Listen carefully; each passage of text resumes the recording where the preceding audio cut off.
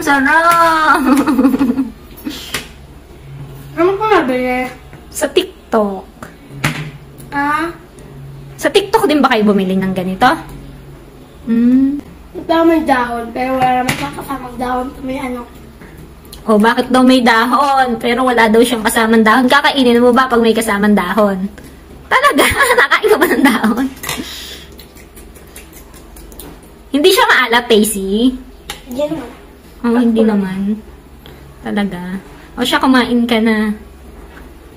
Ubusin mo yan, ha? Ano yung Nova mo? Bawal sa'yo yung Nova, eh. Papagalitan ka ng mami mo. Bawal din sa'yo. Kaya, ayan na lang ang kainin mo. Ang luncheon meat, Mr. Squirrel. Guys, kung gusto nyong bumili niyan, lalagay ko na lang ang link sa yellow basket. Yung lang po, thank you for watching. Kuting-ting, bye!